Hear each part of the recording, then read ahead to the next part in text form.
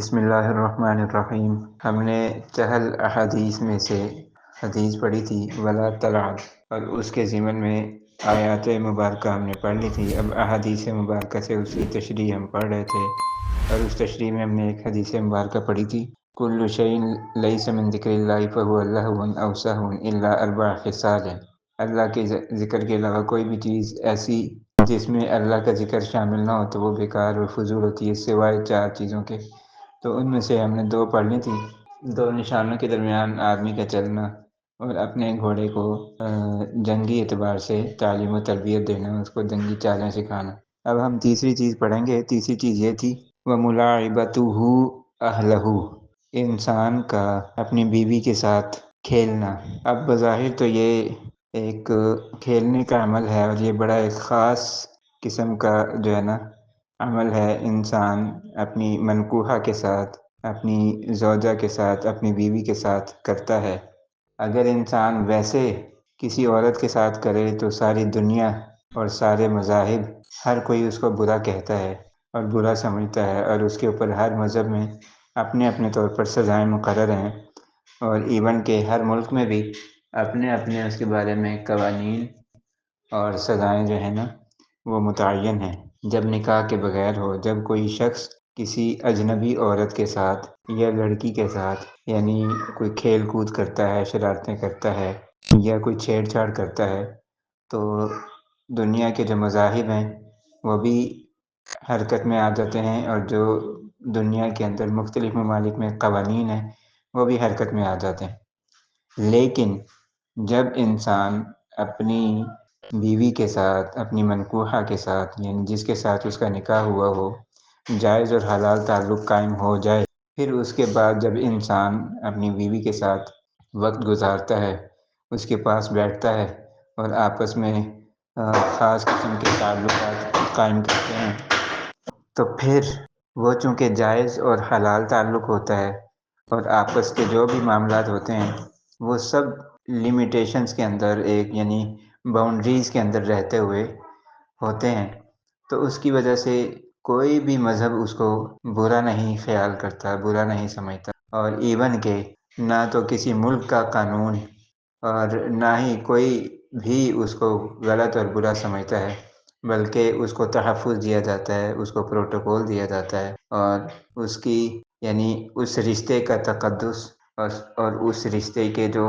لوازمات ہیں اور جو اس رشتے سے متعلق جتنی بھی چیزیں ہیں ان کو جو ہے نا یعنی سراہا جاتا ہے، اور ان کو جو ہے نا بڑے اہتمام کے ساتھ جو ہے نا یعنی یوں سمجھ لیں کہ ادائیگی کے لیے موقع فراہم کیا جاتا ہے۔ تو بہرحال بات یہ چل رہی تھی کہ وَمُلَاعِبَتُهُ أَهْلَهُ، کہ شوہر کا اپنی بیوی کے ساتھ، کسی مرد کا اپنی حلال رشتے والی، حلال تعلق والی خاتون کے ساتھ آپس میں مل کے بیٹھنا، کھیل کود کرنا، اسی طرح۔ اب یہ بڑا خاص عمل ہے، اس کے بارے میں الفاظ کا چناؤ بھی اسی حساب سے ہونا چاہیے۔ بہرحال اس میں یہ ہوتا ہے کہ آدمی اپنی بیوی کے ساتھ کیا کرتا ہے، من العشرة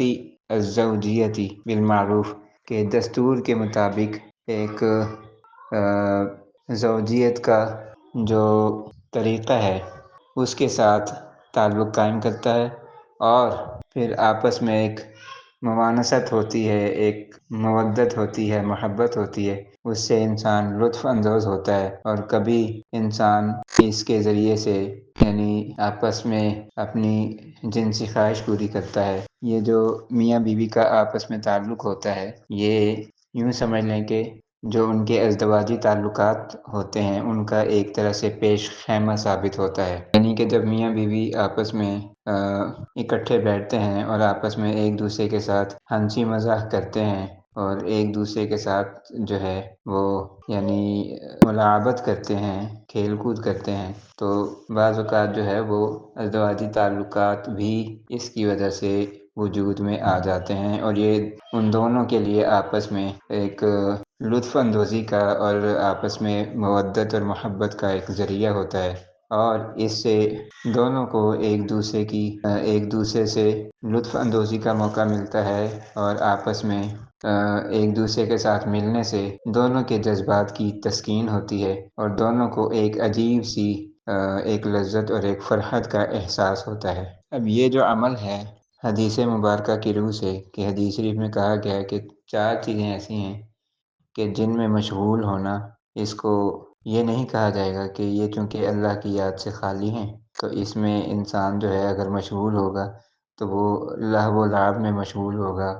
یا فضول اور بیکار کام کر رہا ہے، بلکہ یہ 4 چیزیں ایسی ہیں کہ جس میں مشغول ہونا اس کو یعنی کہ بیکار اور فضول نہیں سمجھا جائے گا، بلکہ یہ بھی ایک انسان کی زندگی کا حصہ ہے۔ اگر اس میں نیت صحیح ہو اور مقصد صحیح ہو تو یہ ایک دوسرے کا حق ہے جو کہ دونوں ایک دوسرے کے لیے ادا کرتے ہیں، اور اس میں خیر ہی خیر ہے، اور اس میں نفع ہی نفع ہے۔ اس میں انسان کو جسمانی طور پر بھی فائدہ ہوتا ہے، اور دونوں کی یعنی کہ شوہر کی اور بیوی کی دونوں کی صحت کے یوں سمجھ لیں کہ صحت کے بحال ہونے کا ایک ذریعہ اور سبب ہے۔ اور پھر اس میں یعنی جب انسان اس نیت سے یہ ان 4 میں سے کوئی عمل کرتا ہے تو وہ عبادت شمار ہوتا ہے، اور اس پر اس کو اجر بھی اللہ تعالیٰ کی طرف سے دیا جاتا ہے۔